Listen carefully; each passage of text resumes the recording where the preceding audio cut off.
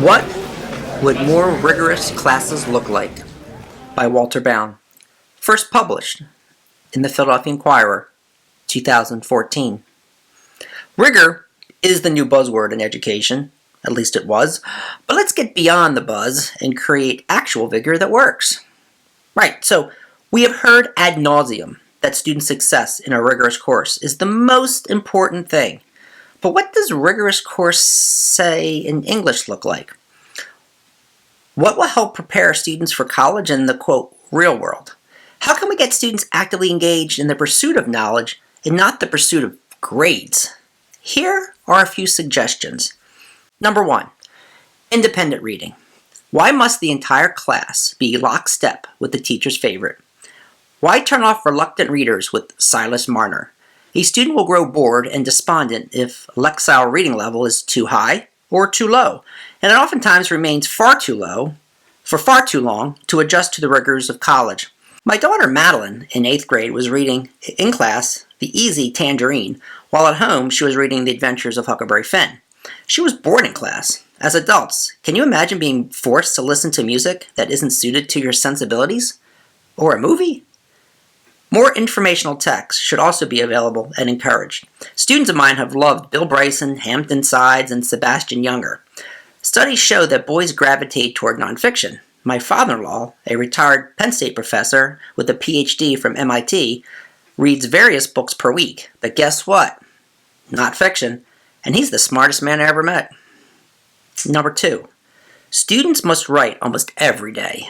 It just makes sense. It's practice. Assignments should include various writing assignments, expository essays, narrative essays, creative nonfiction, rhetorical analysis papers, synthesis papers, short stories, writing free verse, and sonnets. Database questions, research papers, you get the idea.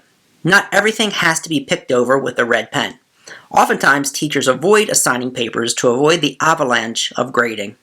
Writing in class is like running on the field for practice. It builds confidence and skill for when the game does count. A valuable source for writing more and evaluating less is Peter Elbow's Writing Without Teachers.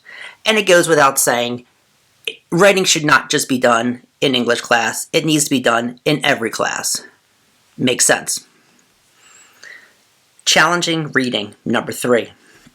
Students should read challenging texts in its entirety, like an in-class analysis of satire of like A Modest Proposal, or Persuasive Appeals in King's Letter from Birmingham Jail.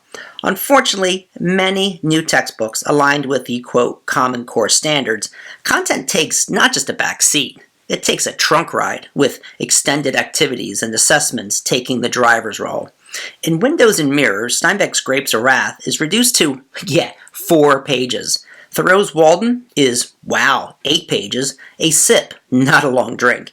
Emerson's monumental Self-Reliance is reduced to a few shout-outs, or, aphorisms. Civil Disobedience is cut to a single page. A single page civil disobedience? A watered-down version would not persuade Gandhi or Martin Luther King.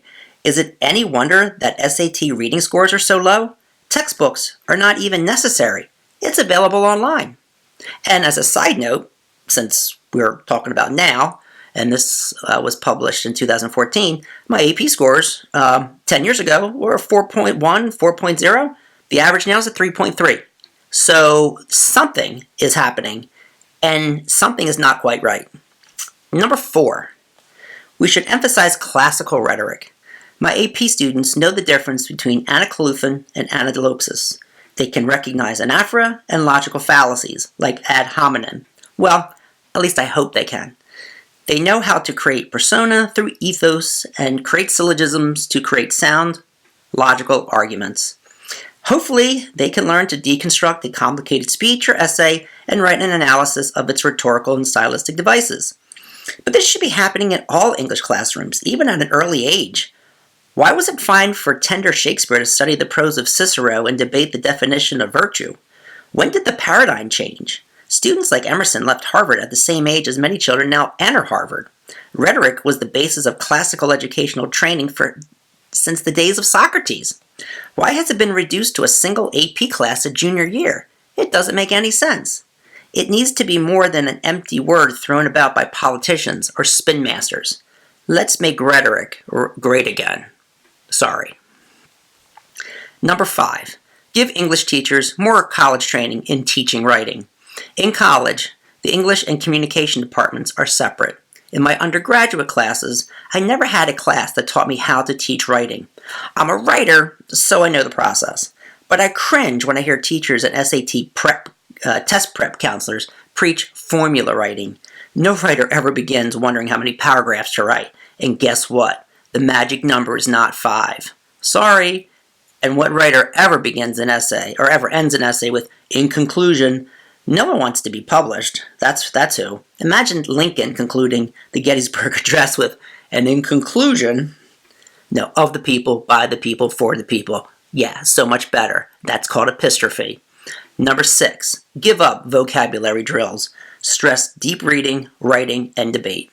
Perhaps the changes to the SAT will prompt high school teachers to rely less on vocabulary tests, and that is happening. I see that, at least for 60 minutes, and where the final grade is disproportionate. Hawthorne, Emerson, Cicero never opened a vocabulary book. They opened Homer, Euclid, and Cicero. Let me give you an example. Every night before bed, my daughter Nancy compiles a list of unfamiliar words. Last night it was bivouac, Sherpa. Another night it was éclat, atrocious, rambunctious. This type of deep reading is where words are seen in action, not removed to the safety of the margins to be labored over for a 100-point test. The best advice for teachers, given to me by a good friend, is it is best to be a guide on the side than a sage on the stage. Teachers, step back, observe, and watch the wonders of a student-centered classroom. If you're working harder than the students, there is the problem.